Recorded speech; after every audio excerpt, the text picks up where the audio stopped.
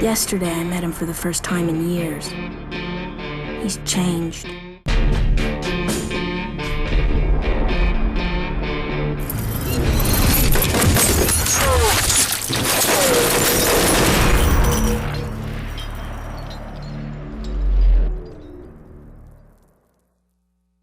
So I'm standing here with JP. We're going to talk about Kane Lynch, Dead Man, the next game from IO Interactive. Sure. And can you tell us a little bit about Kane and Lynch? What kind of people are they? What kind of people are they? They're in trouble. That's the basic thing of them. They're very flawed characters. They're not the typical game kind of hero. They're both anti-heroes, and they're not. They are in big trouble, and they're really trying to get out of it, but they're not doing that good job of it. They are most of the time just getting deeper into trouble as the game progresses. And it's very characteristic for them because they're flawed. So what kind of situations are Kane and Lynch in when the game starts, and what will you as a player, what's your objective? Well, the objective for quite a while is just to stay alive. We are not really doing a game where you have objective, do this mission for somebody or something like this. It's mainly about these two guys being in trouble and trying to survive it, and at least for a part of the game. And it starts out where they are both convicted to death, being driven away from in a prison transportation towards this execution.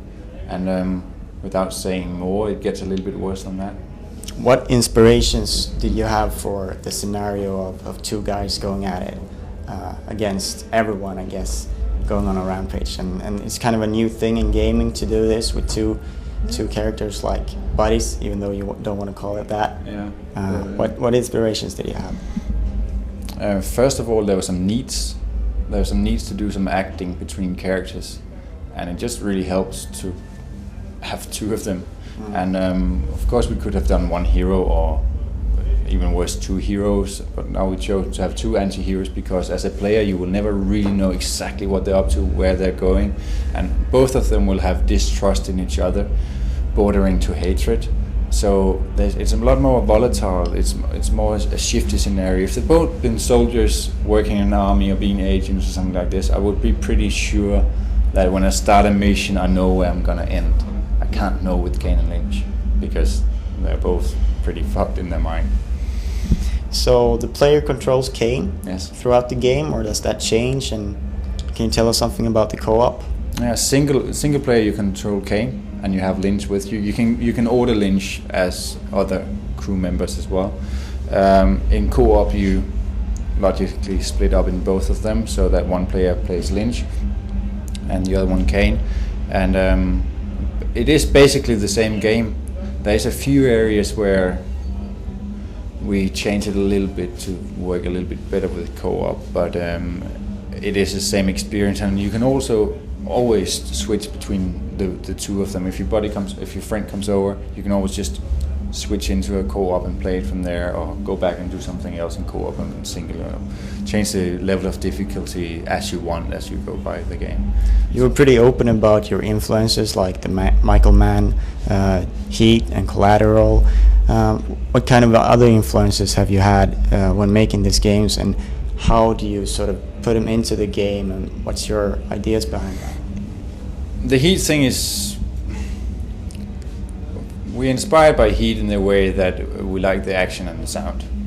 It's just a direction you can take it. That's a full war in civilian area that is interesting to Kane and Lynch and us in general.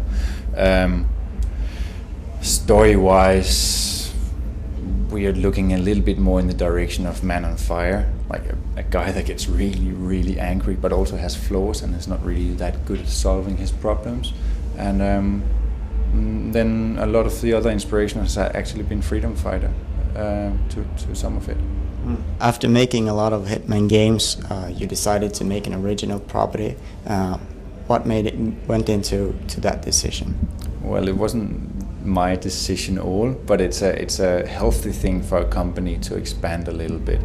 And the Hitman games are doing very well, and I think also the franchise is moving in a really nice direction now. But it's just nice to have something which is a little different to work with, also to shift people between the different teams to have a little bit more of air in it. And then this just struck us as something we would really like to do, a damn hardcore game for mature people, which is easy to pick up and play. And then this kind of came out of it. How do you go about with it? I found it very interesting to see how you went about the storytelling in the game, both how you told the background story and as well as like telling you what's going on in the mission. Yeah. So could you go into detail a little bit about One thing that we're trying to do is to stay as much away of cutscenes as possible and try and get as much dialogue and story within the actual control scheme. For instance, background story or thoughts of Kane are done very often when you're close to dying before people can, re-heal you. And so in these situations we can display sounds and dialogue of what is Kane thinking when he's dying there. So we can, instead of having cutscenes, we can put it into the actual mechanics of the game where you get some information that way. And it's not very precise information, it's just enough to spawn the images in people's head of this is the kind of story, this is the kind of thing they're hinting at here, that was an interesting dialogue, and just to keep them three-dimensional, even in the middle of an action game. So where are you in the production, and then when can we expect to see the game? You can expect to see the game in late spring next year, and production-wise, we're at the place where we are feature logging most of the components of the game.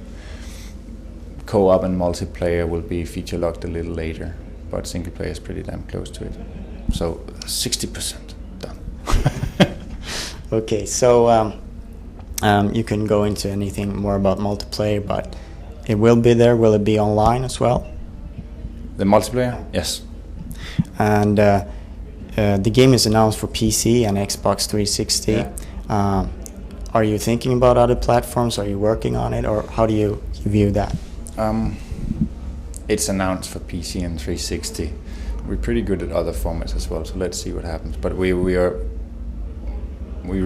it's important for us to have a focused release, and just PC and 360 simultaneous is quite a difficult task with single co-op and multiplayer. So, but let's see where we end.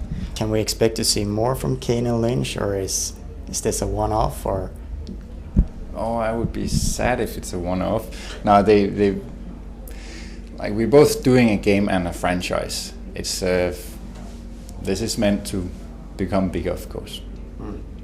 So we hope to see more of Kane Lynch in the near future, and thanks for your time. Thank you.